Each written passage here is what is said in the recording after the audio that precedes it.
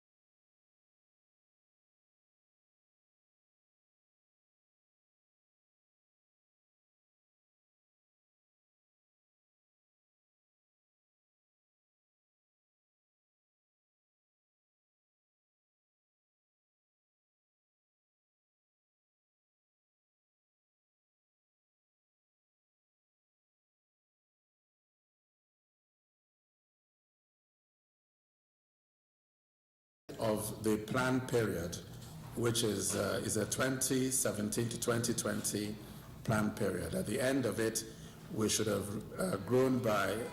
we should be growing at a minimum of 7%.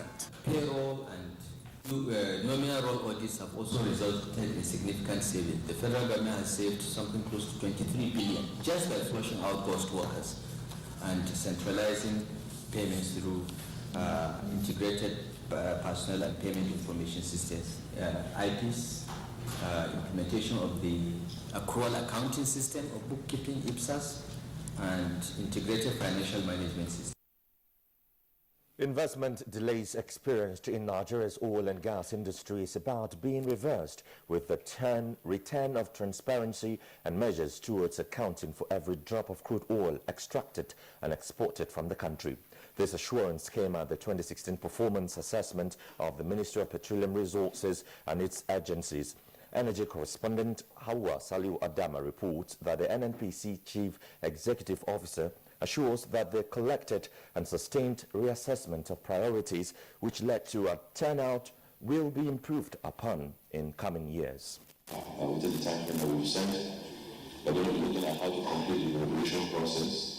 We're going to be looking at completing the funding for the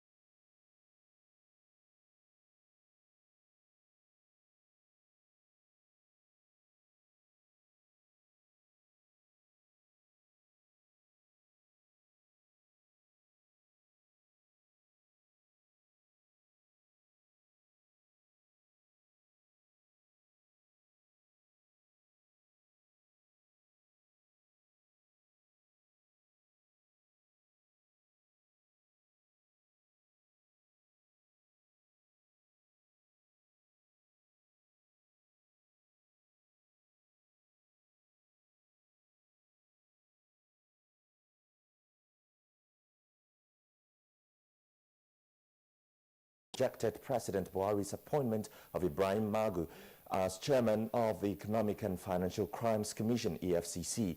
National Assembly correspondent Waziri Zayani reports that the reasons for the rejection was given after an exhaustive executive session that lasted over an hour. From the chairman and communicates him to Mr. President. The Senate also decided to refer other nominees to the Anti-Corruption Committee for screening since there was no adverse security on them. And the House of Representatives has adjourned for the Christmas and New Year holiday to reconvene Tuesday, 10th of January 2017.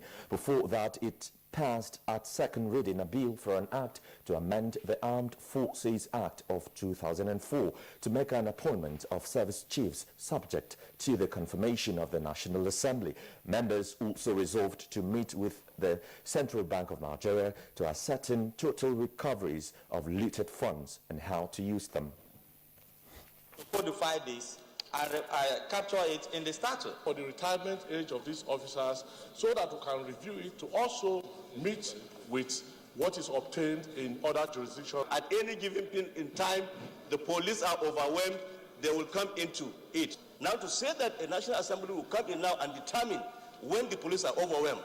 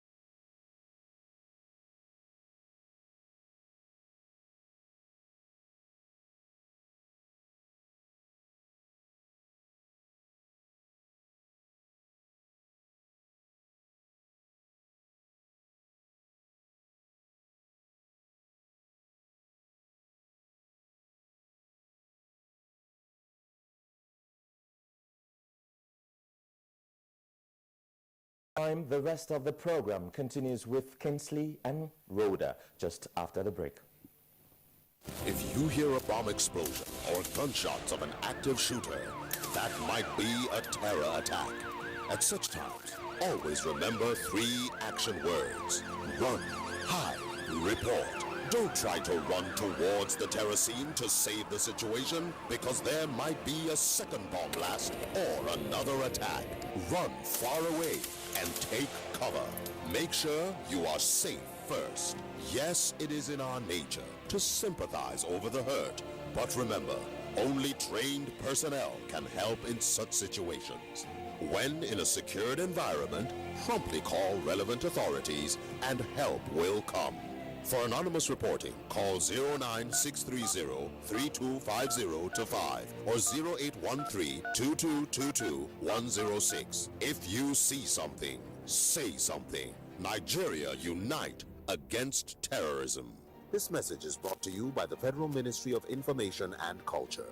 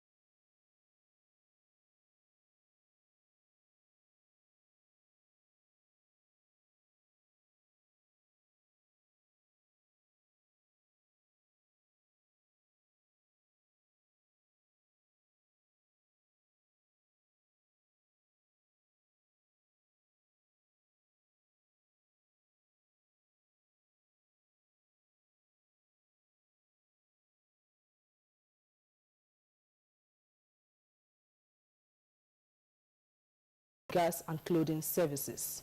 Looking at the data, actually, I think things are beginning to improve. Using inflation as an example, you realize that yes, inflation is still rising, but it's been rising at a slower rate for the last 4 months. So yes, it's rising, but the pace of the increase is slowing down, which suggests that the problem is gradually being resolved. Minister of Budget and National Planning Udoma will on Monday give a breakdown of the highlights of the 2017 budget estimates presented on Wednesday to the National Assembly by President Muhammadu Buhari. A statement signed by media advisor to the minister, Kwendem James, says those expected at the meeting include media practitioners, heads of MDAs, representatives of states and local governments, private sector operators, captains of industry, and civil society organizations.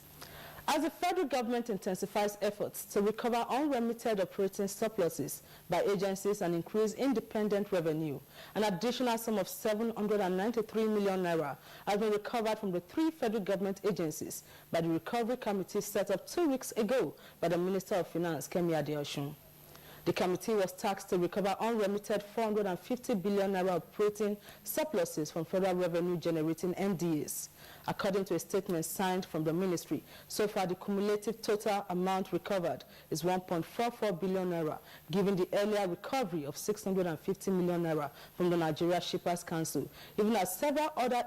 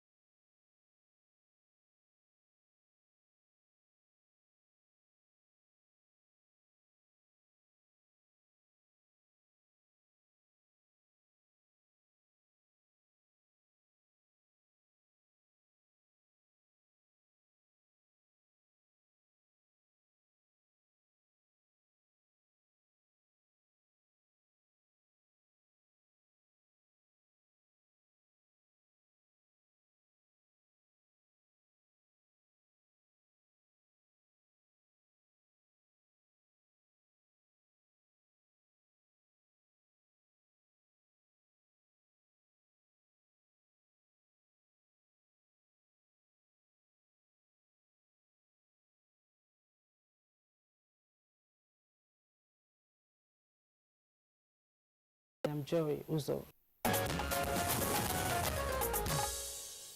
All right, thank you very much there, Joy Uzo, for the business news package on Good Morning Nigeria. Next for us now is a look at the headlines in some of today's newspapers.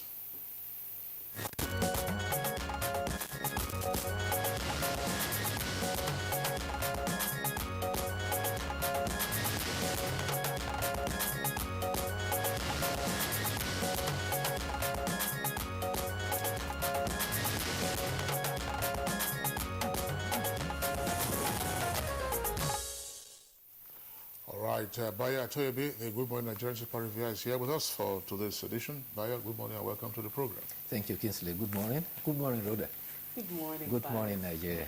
All right, let's begin with the Nigerian pilots. And on the Nigerian pilot, just below the nameplate, federal government IOCs agree on arrears repayment framework. That's on page 38 of a Nigerian pilot, with the rider revenue to hit $14 billion by 2020. And on page 11, sale of TCN reps query BPE, Abuja Disco. That's on page 11. And the lead story on the Nigerian pilot this morning, EFCC chair, Senate rejects Magus nomination. Senate rejects Magus nomination, alleges DSS report indicts him for corruption. That's on page 4 of the Nigerian pilot. And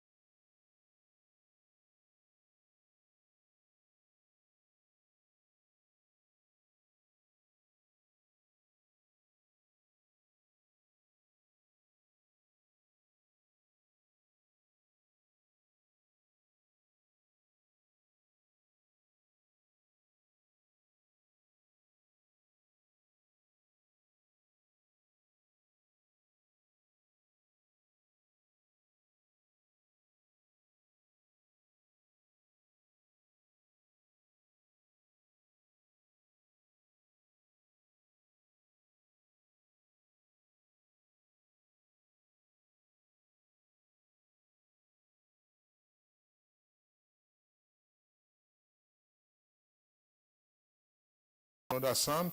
He'll be chairman, whether Senate likes it or not. Now, those are the riders and headline from the Daily Sun on the confirmation hearings of the acting chair of the EFCC. Now, that's also the latest story for the Authority newspaper. It has a kicker. It says, Senate rejection, why presidency can't save Magu. And Red Chamber's anti-graft committee to screen other EFCC nominees. That's the rider to that. But let me quickly take other headlines now from the front page of the Daily Sun. Daily Sun, you have an earpiece there, that's the headline beside the nameplate, says, federal government saves 15.4, that's 15.4, that should be an M or a B. It says 15.4 monthly from fuel subsidy removal. That's a production snag there. That's according to the Vice President, Oshibajo. Details of that story on pages 9 and 42. And the writer talks about the new inflation figure. Inflation hits 18.48% in November. Now, below the front page photograph, you have a number of other headlines, including the one on prostate cancer I read earlier by Rhoda. It says 40% of men living with prostate cancer in Nigeria, and that's attributed to a urologist. Details of that story on page 8. ExxonMobil sacks 150 Nigerians, and union shuts down operations. Details on page 42. MMM to release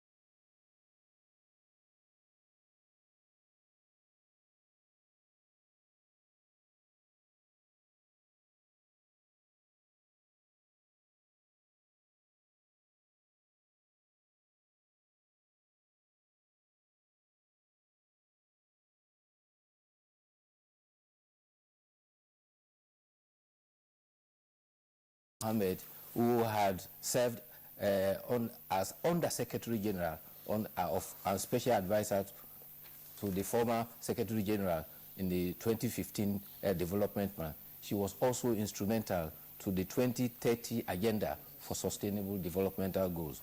By joining the UN, before joining the UN, she has served 3 previous administrations in Nigeria as advisor for Millennium Development Goals. She is also an adjunct professor of development practice at Columbia University. She's married, has 6 children, and who says you can't combine family and career. The other appointment that is raising controversy is the Senate decline to confirm the appointment of Ibrahim Magu as chairman of the Economic and Financial Crimes Commission. They predicated their decline on security report on not being fit and proper. The communication for his appeal for his appointment and those of 4 others were sent by the presidency to the Senate since July 14th. Meanwhile, Professor Issa Sagi, like Kingsley read, says that Magu will remain the headsman whether the Senate approves it or not. He says, since Ribadu left, we had not had a man with such sterling qualities as Mr. Magu. Professor Sagi says, who is chairman of the Presidential Advisory Committee,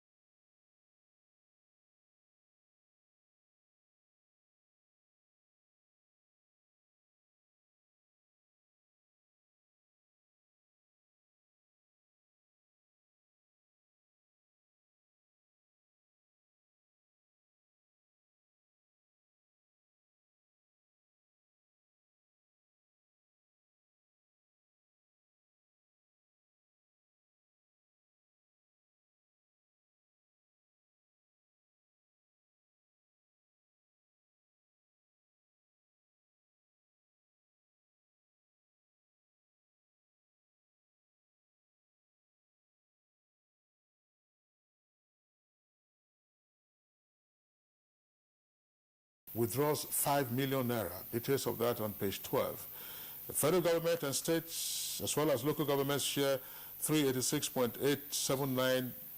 Well, again, this is another figure, but there's no B, there is no M, there is no T, but that should be a B for November allocation. Details of that story on page 6. And Buhari commissions warships in Lagos and Lord's Navy. And the New Telegraph above the nameplate. Federal government, IOC signed $6.8 billion and joint venture debt payment deal. And below that, just below, that's before the nameplate, workers shut down ExxonMobil office, ground operations. That's on page 5. And the lead story on the New Telegraph this morning, EFCC Chair Security Report stops Magu's confirmation with the 2 riders. The Senate rejects appointment, returns nomination to Buhari. Will be in office whether senators like it or not, says Sage. And above the lead story, federal government, states, local governments share 386.9 billion naira allocation. That's on page 35. And on page 34, Benue suspends commissioner over murder. And reps probe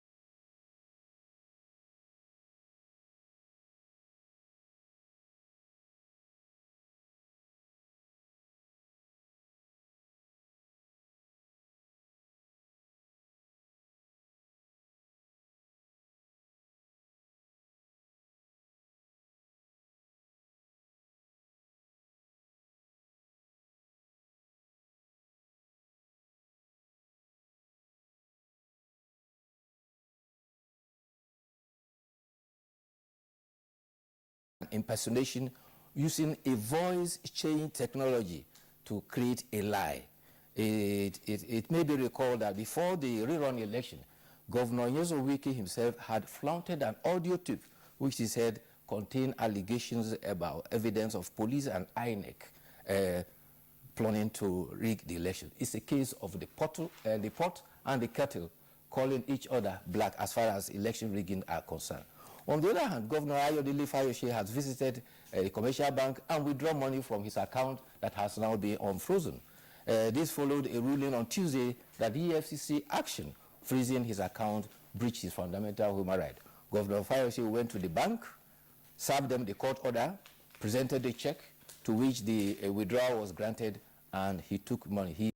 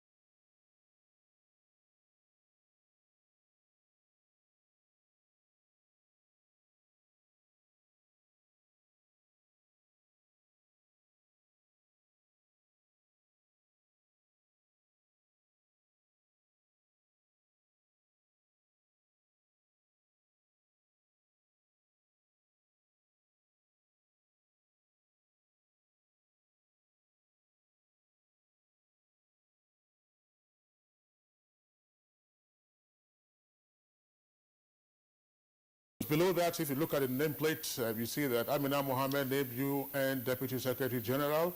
And we provide evidence against SGF to Buhari. That's according to Senate President Saraki. Of course, Bayo discussed that story yesterday. Yes. The Senate resolving that the SGF, of course, should vacate his office, according to them. And flight tickets jumped by 40% as price of Jet A1 that skyrockets. That's the price of aviation fuel. Now, we can also take a look at the foot of the front page of the Daily Trust, and you see a number of other headlines there that, of course, you can look at later. Bayo. Yes, some papers are reporting, in fact, that because aviation fuel has gone to 210 naira per litre, flight tickets are going to go up by 100%. This other paper is reporting 40%. But, however, governors of Nigerian state have resolved that they are going to make sacrifices because of the current economic circumstances.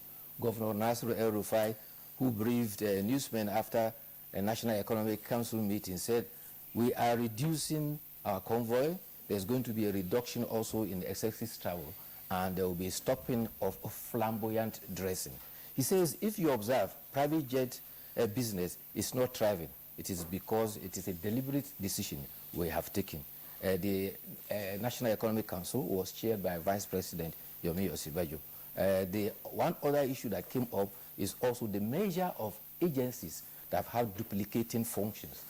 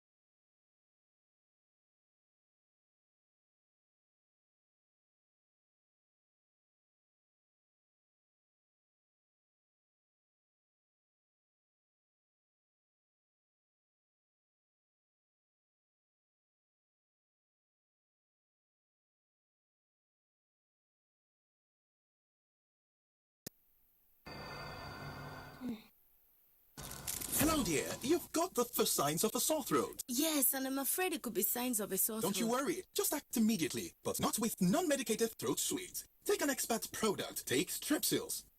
Look at what it does to sore throat germs compared to a throat sweet. Strepsils not only stops the germs from multiplying, it even kills them.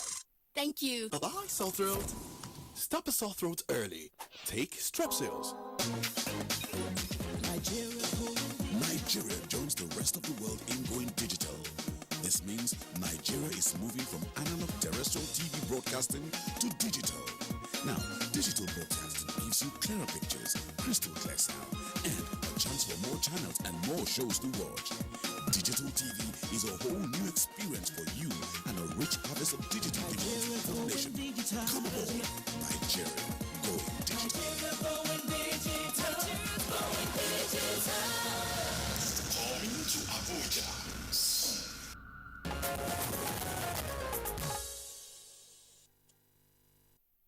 You are watching NTA, Nigerian Television Authority. For more information and news updates, visit our website at www.nta.ng, or you can follow us on Twitter at NTA News Now, or you can like us on Facebook at NTA Network News. Stay connected on our YouTube channel at www.youtube.com/NTA News Online. Watch our live stream at www.nta.ng/live.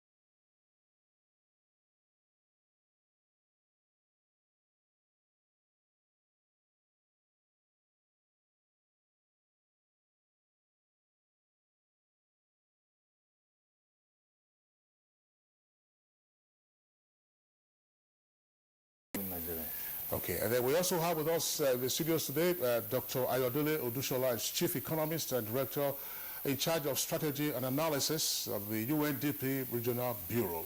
Dr. Odushola, pleasure to have you on Good Morning Nigeria. Good morning. Okay. And also with us, Mr. Nana Ude, who is Vice Chair of the Technical Committee of the Nigerian Economic Summit Group. Mr. Ude, a pleasure to have you on Good Morning Nigeria. Good morning. All right, last but not least, so let's begin the conversation with you, Mr. Ude. Of course, the Economic Summit Group hosts its yearly summit, and then you have a collage of proposals and issues, to look for what about recommendations to the government. But in general, from your perspective and from what you know, what is it that we can look forward to in 2017? First, against the background of what the President has presented and the reality that we are faced with, latest figures coming out from the National Bureau of Statistics. Yeah, thank you very much.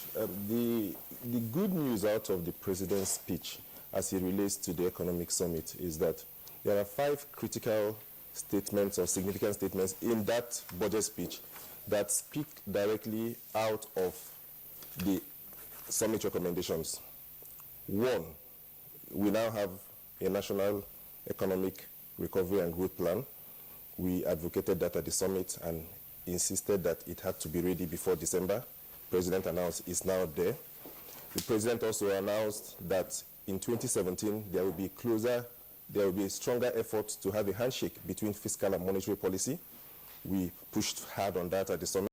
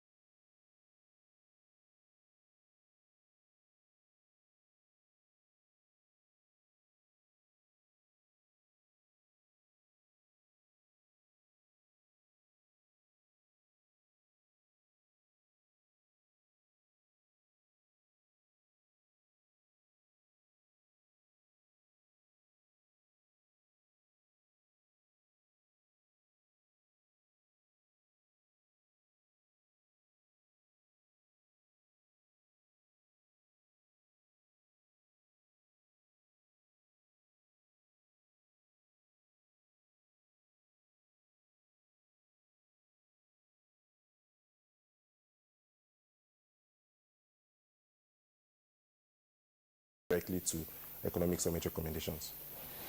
All right, thank you very much, Nana Ude. But then let's get the views of Dr. Odushola.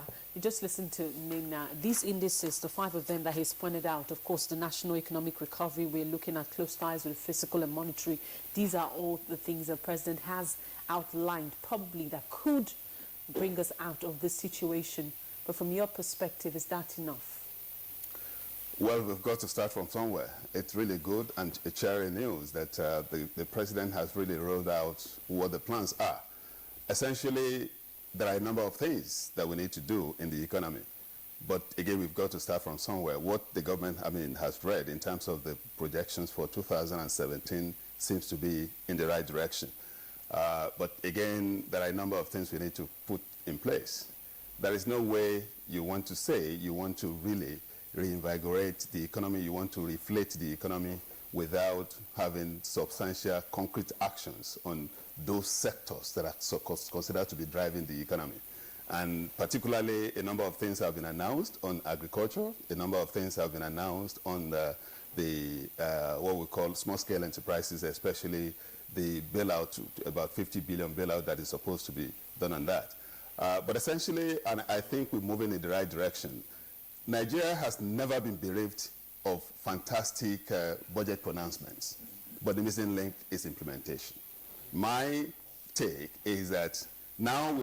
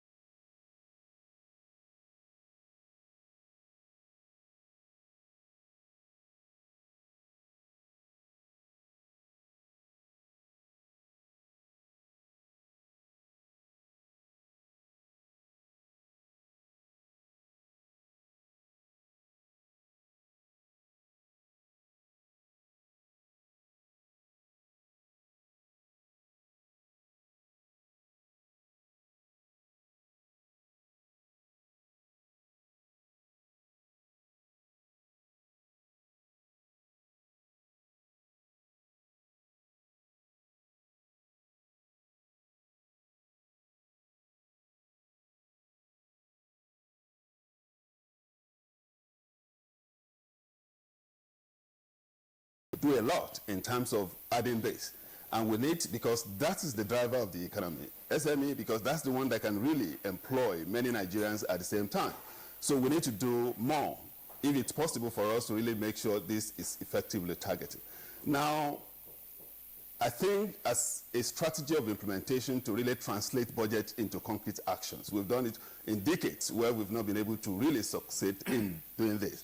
Now, there should be effective monitoring and evaluation of the budget. But yeah, that's the point that we'll trash out of the course of this conversation, Dr. Odushola, because implementation, as some of our guests indicated yesterday, often poses a major challenge when you look at the budget performance year on year and year in, year out.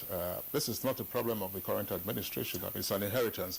It's a legacy challenge that previous administrations also had grappled with. Let's, at this time, bring in Dr. Nafis Dama into the conversation. Dr. Nafis Dama, what are your thoughts on, first, what we're going through, and then what the outlook is for 2017 against the background of the key markers that have been taken on by the other guests? Well, it's a very good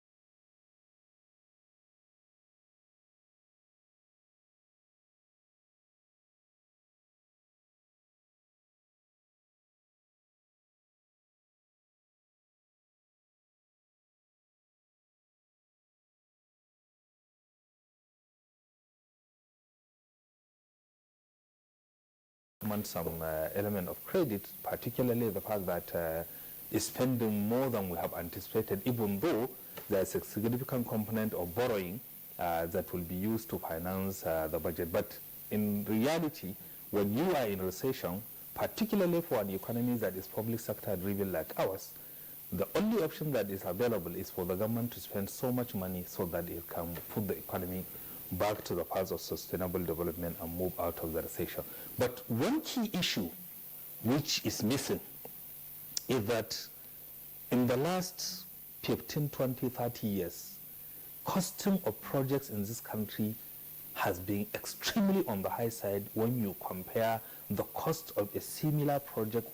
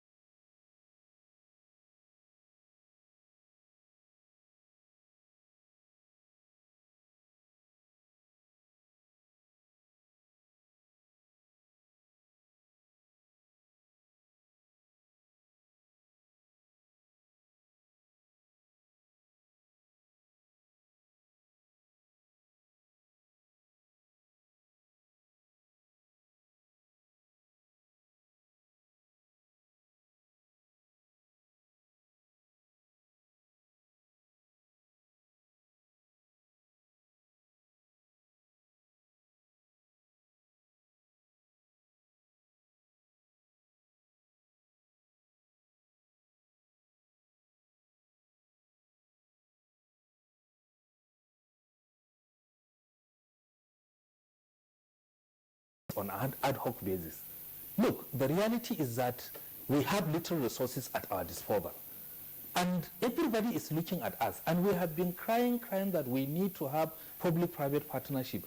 If domestically we don't utilize efficiently the little resources we have, you don't expect anybody to come and bring his money and undertake projects on a very costly basis that will give him less value relative to what he can get elsewhere. And they say charity begin at home. Once you are able to put your house in order and efficiently utilize your resources, then certainly everybody will be able to come and partner with you. Well, Dr. Dama, thanks. But part of what we know that the efficiency unit is doing at this time is to indicate that, look, there is a basic flaw, or base flaw, for the pricing of government contracts, whether supplies or otherwise. In the past, you had MDAs presenting various figures for supplies, commoders being diesel, for instance. Somewhere you will get a price for 200 naira per liter, another place you get 300 naira, another place you get 400 naira, another place you get, 200 something. So these are some of the things that the efficiency unit is said to be doing. But let's, again, I will still stick with you. There's a point you talked about. I would like you to clarify.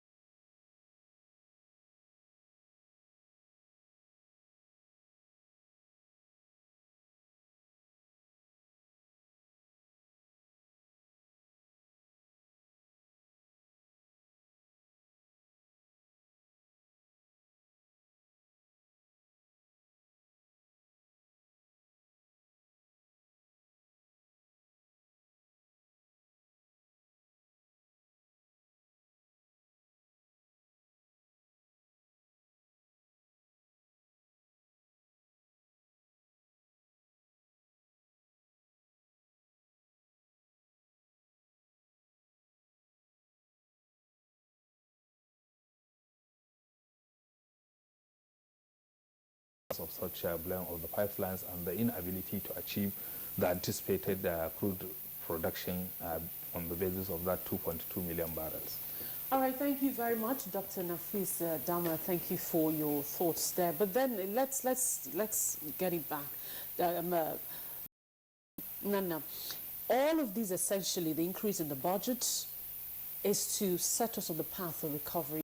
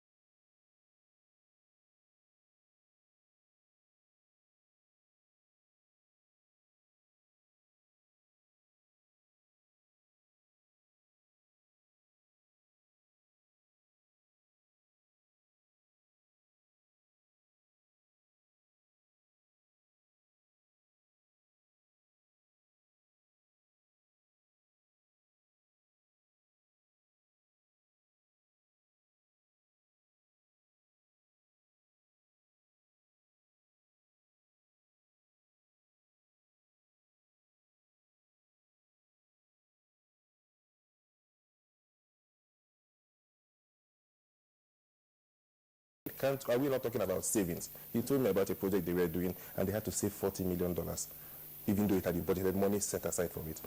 It's a conversation we need to deepen in terms of public sector reforms. Yeah.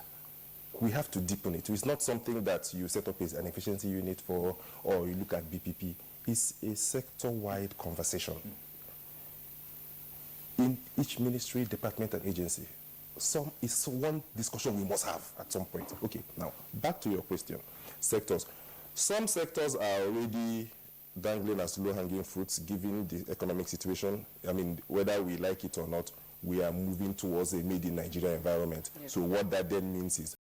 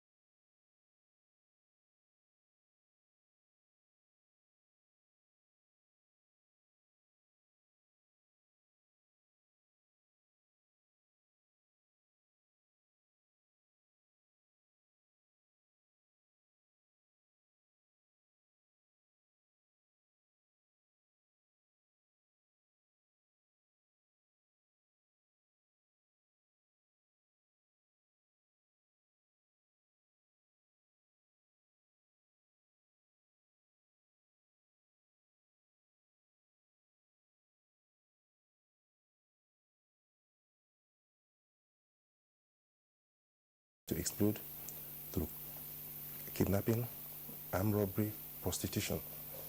We don't even yet have the security apparatus to withstand that bomb when it explodes. So the government is in a bind. We can't, let's be honest about it. You know, it's in a bind. We in the private sector have offered a few suggestions, and I mean, I'm happy to also note that in the economic recovery and growth plan that was announced, again, there is this concept of a special delivery unit. We had called for it an economic war room situation where you can sit in one room and ensure implementation. We hope all those will happen, but the big question is, if by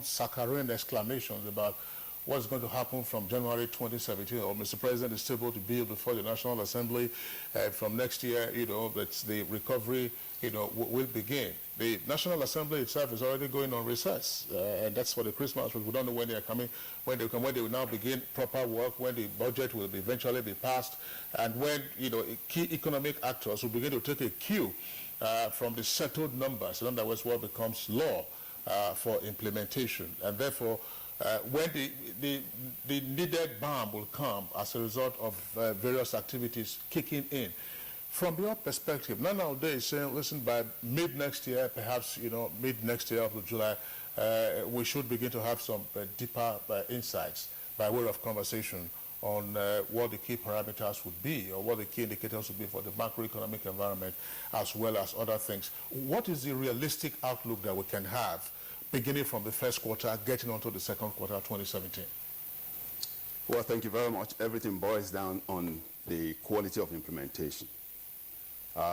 The way it is right, depending on how government has been able to marshal out the implementation strategy.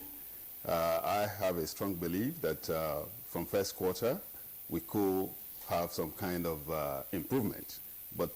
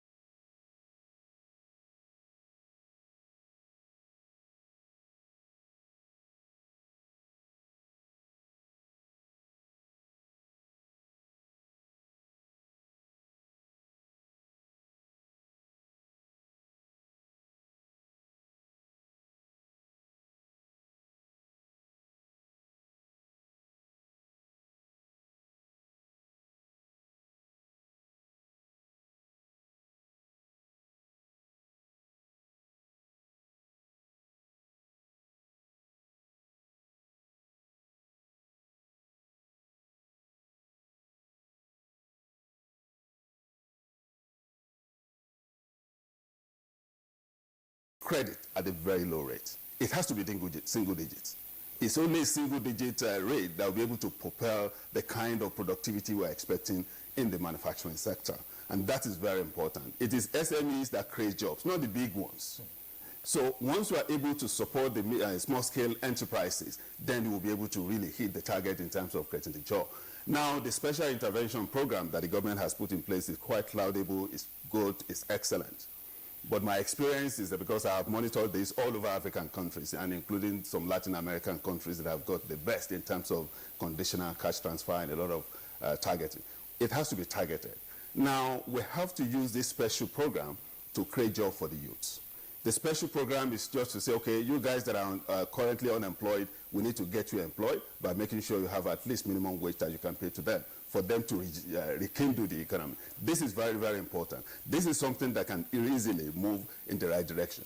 And at the macro level, I think we have gotten a lot of fantastic pronouncements from Mr. President. But I think what we need to do is that we have to move away from our Father Christmas support to sectors. Now, there should be a very strong social contract between the government and the private sector.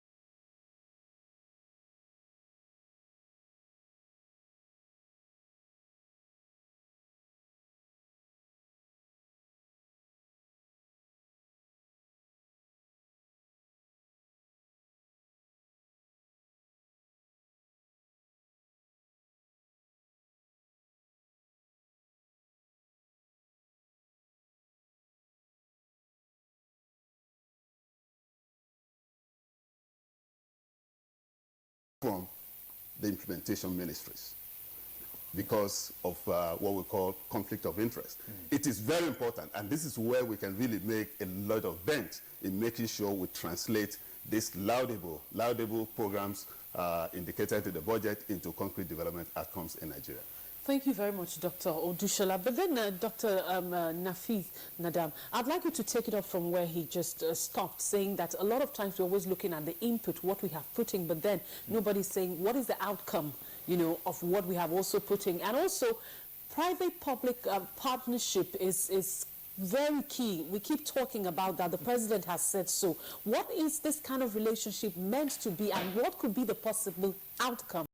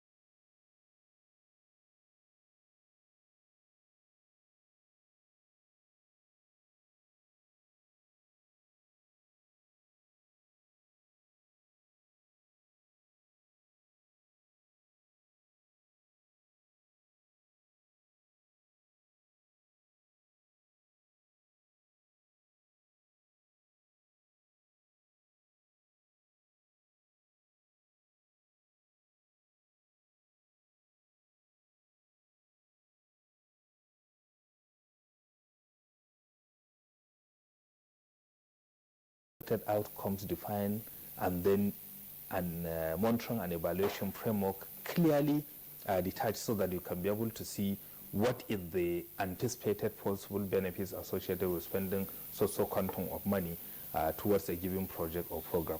And you have also talked about public-private partnership. I have said it in this program, and I will repeat it. The public-private partnership policy that we have in Nigeria today cannot attract us the required resources for us to push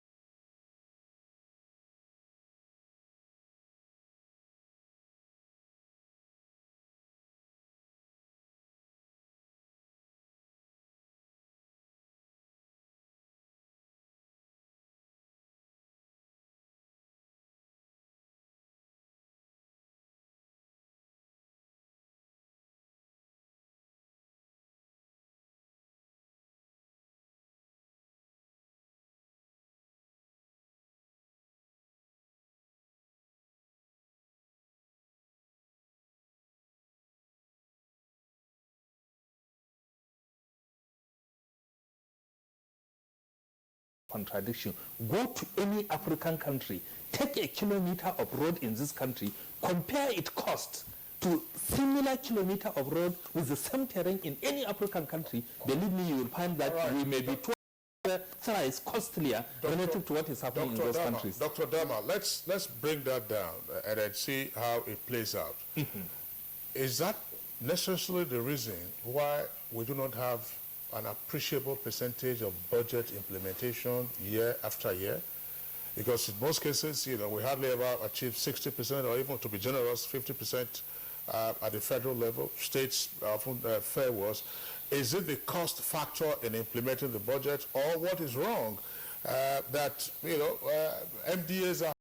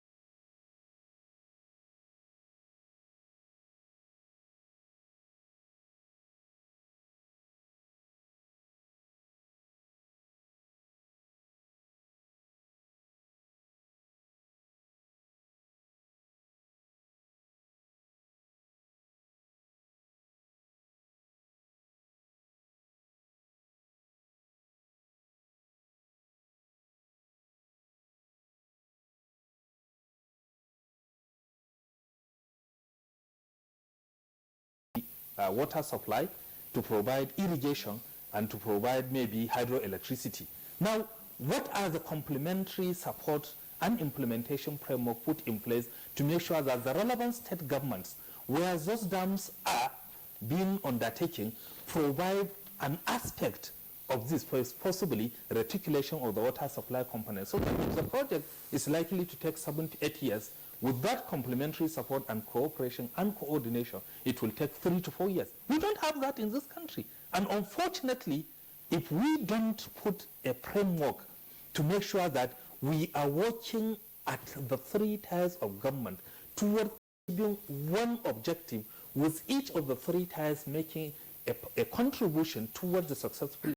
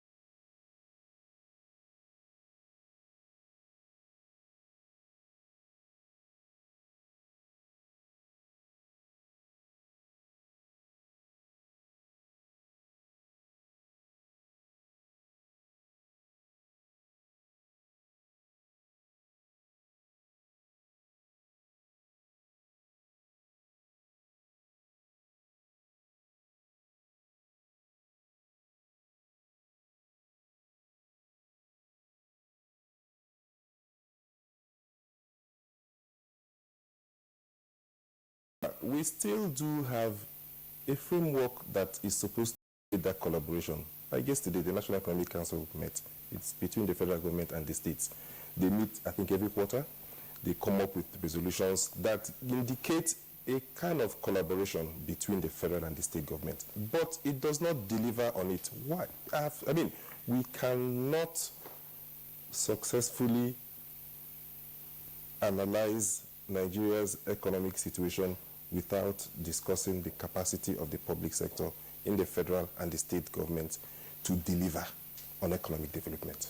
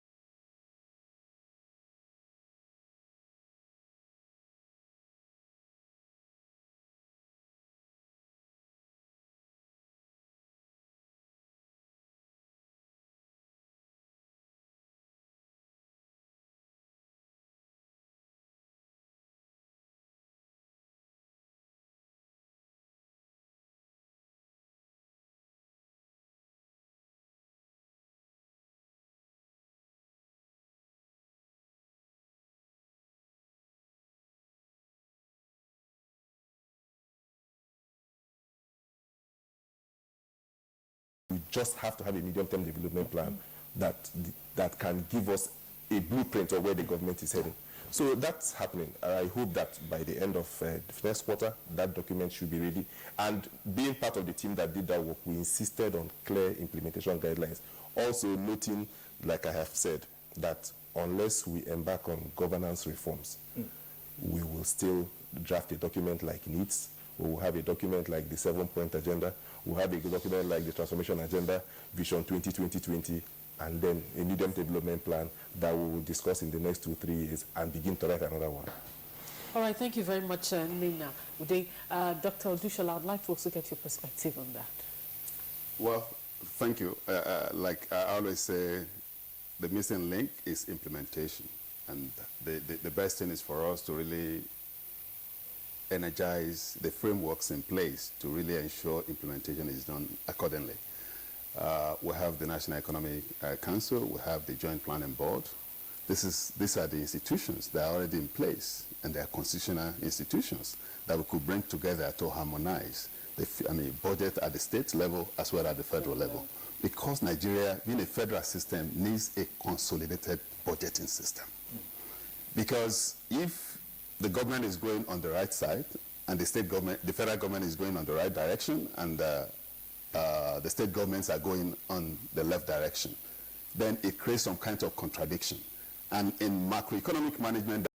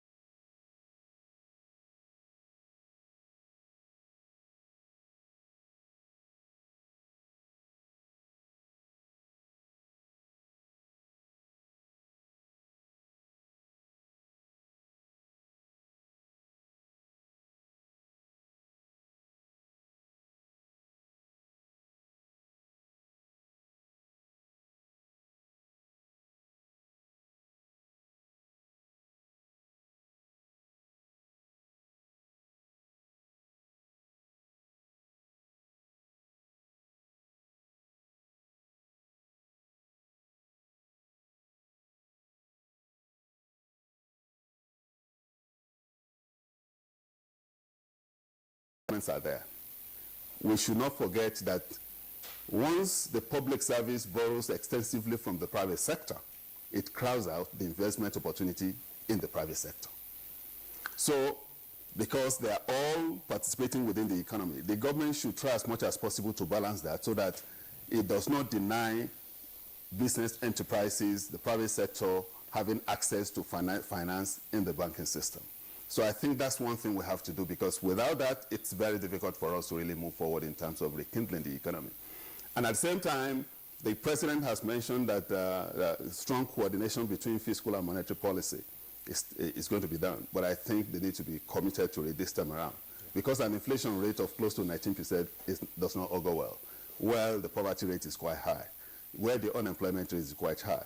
I think the government needs to make sure that the National Economic Management Council, management team is rejigged so that there is strong coordination, and they should bring actors from the state government so that at least we are able to drive that process in a very rewarding and productive manner. Well, Dr. Odushola, thanks. Again, I just, not now would they actually use the phrase that what we're going to see next year, or what we should watch out for next year, mid next year, will be a war of the rates. Maybe we'll take a look at it and say a battle of the rates. You're looking at unemployment rates, you're looking at forex rates, you're looking at inflation rate, you're also looking at all kinds of rates that are crucial in terms of the macroeconomic environment. Would you like to expatiate on that on the basis of what Dr. Odushola said? Yeah, the battle of the rates will have to speak from the level of handshake we'll get between fiscal and monetary policy.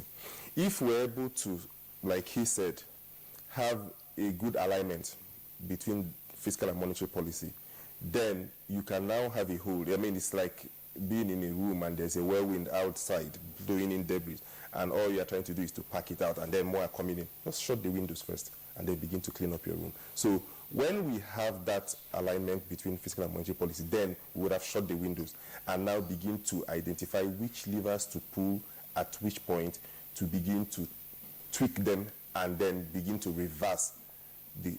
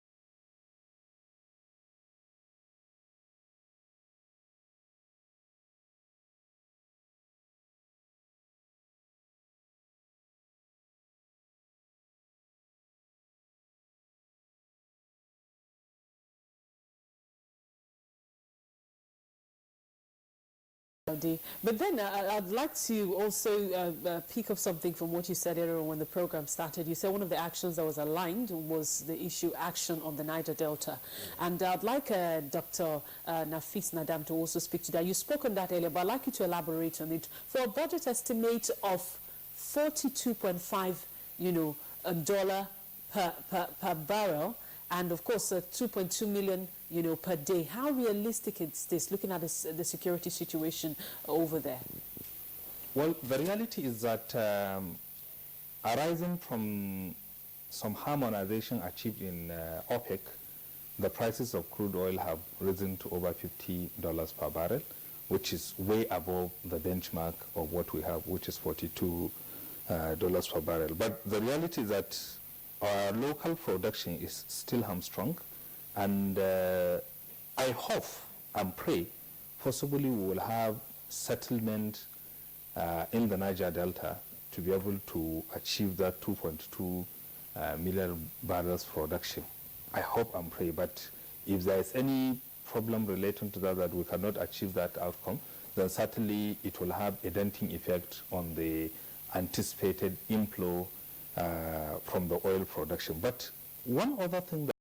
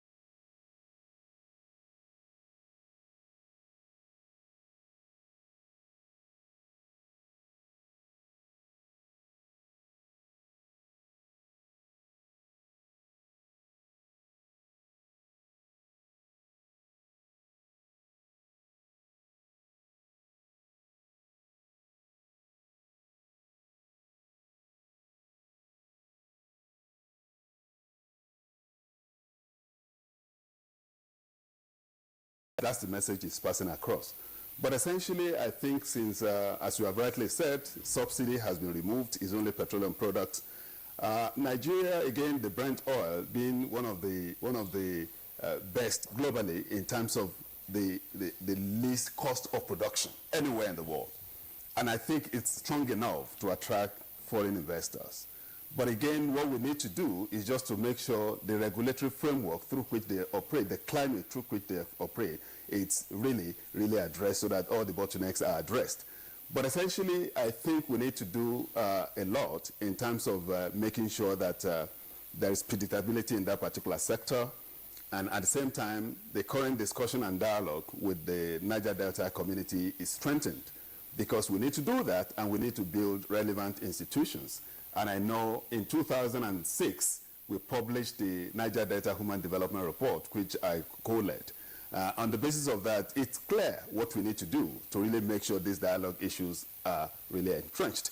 I think we need to do that. And I have to tell you that countries like Algeria, countries like even they did very small refinery within a period of about 6 months, very medium one. That can really, because I'm not too sure investing in the old refineries might be the best option. I think what we need to do is these small ones that can produce maximally, I mean, efficiently, yeah, modular refinery is very important, and they can be done within 6 months. And I think these are the areas we have to. And we start on a clean slate, because I want to let you know that the current refinery seems to have a kind of cartel that makes things quite difficult to really operationalize. We should start on a clean slate, let the private sector roll it out. It's very important. And one thing, the beauty of it is that there's no cap on crude oil.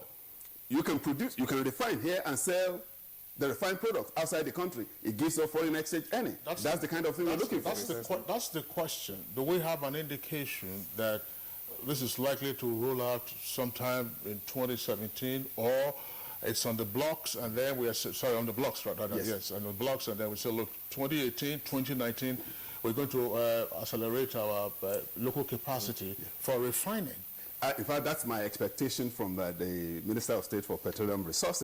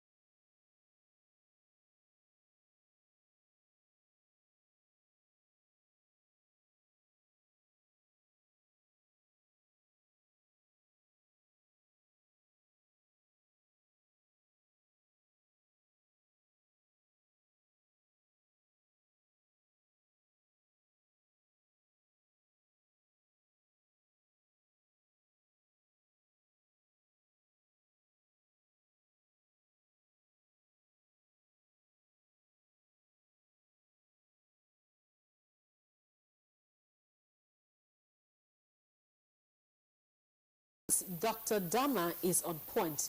Value for money is a major source of waste in the budgetary implementation.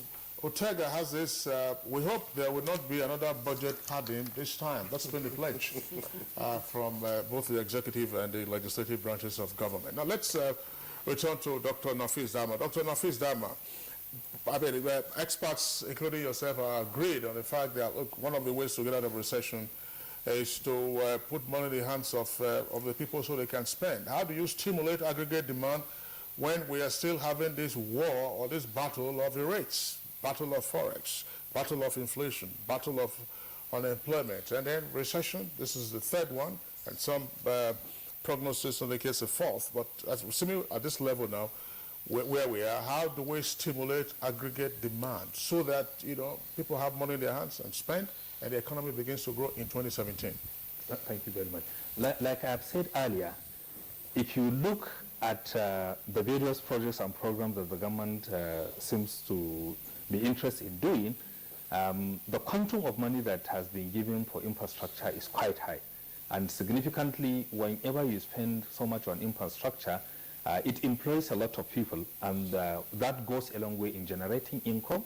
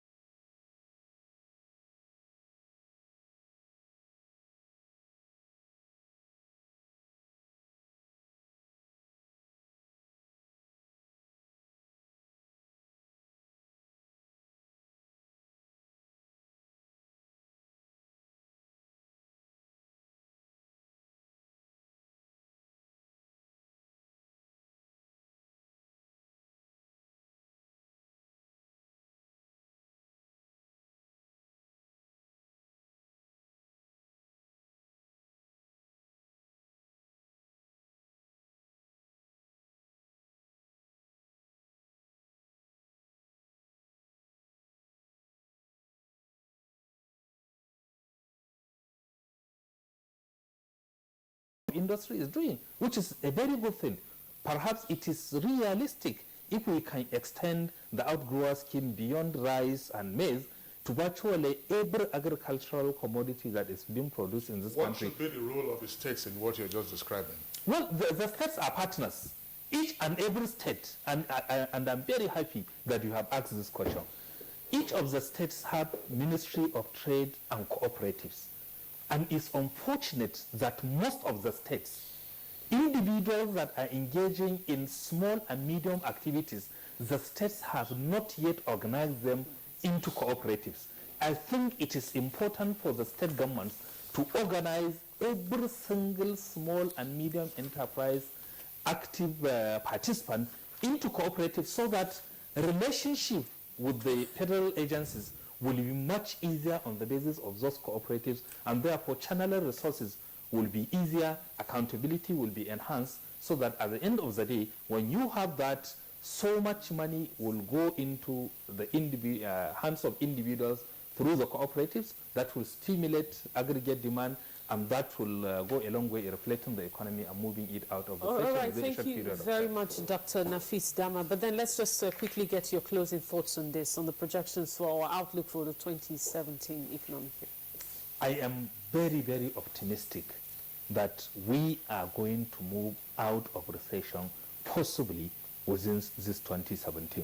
But that will happen only if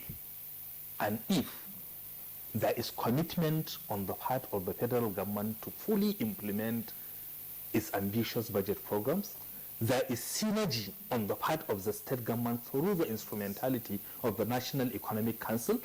And importantly, the federal government needs to appoint a chief economic advisor so as to provide a coordinating platform for the implementation of these lofty ideas. We have an economic advisor. He's in the office of the vice president. He doesn't have the status and rank of a minister. He cannot sit in the Federal Executive Council. He's not a member. He cannot sit in National Economic Council. He's not a member. But a chief economic advisor is a member of these bodies and therefore can provide a coordinating framework for the successful implementation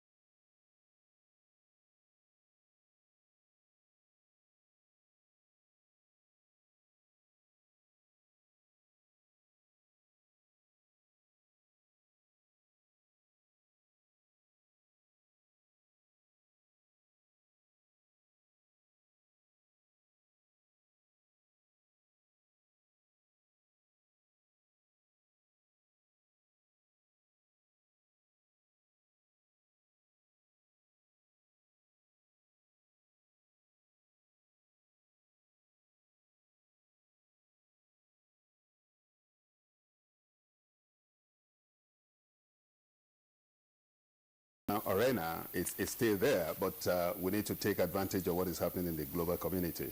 The OPEC has agreed that they are going to cut, and good enough, it does not affect the production from Nigeria, which I think is quite good. And he has just told you something about the Brexit, as well as what is happening in the US where I live. Importantly, what is critical is I see it as major opportunities for Nigeria to catch in. Now, if you are able to really translate what you have in 2017 budget into concrete actions, it's going to take some kind of advantage. And I just want to implore the government that we need to really do a lot of things in the value chain production process. We should do away with exporting of primary commodities, where we have millions of people unemployed. Once you export primary commodities, you are exporting your jobs. We want to avoid exporting jobs that belong to the Nigerians. And on the basis of this, add value to it.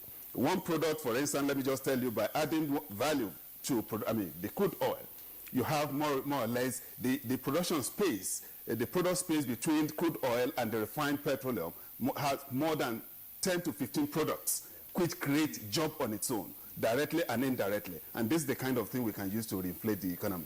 But essentially, let me just add one quick thing. You want to improve the aggregate demand of the economy. You have to do it at 3 different layers: the micro level, the sectoral level, and the macro level.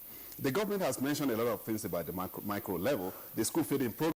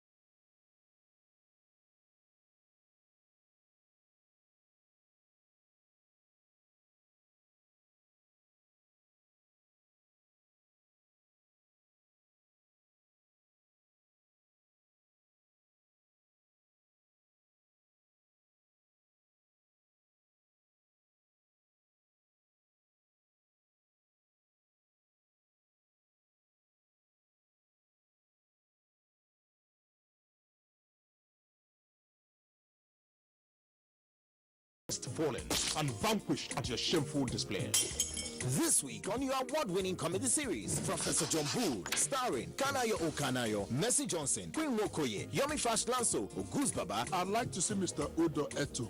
I hear you now, but find me something. Are you mad? I never go. Look me, so you show your shit. Oh, very nice man, generous. Okay, anything for the guests. Maybe feature or something. Happy weekend, sir. Thank you. Today is Wednesday. Professor John Bull, this Tuesday and Friday, 8:30 to 9 p.m. on NTA Network, International, and Star Times. I'm finished. Who finished you? Find me something, find me something, man. Over and out. Welcome to the new speed of life. It's that time of the year when we appreciate all those that meant so much to us.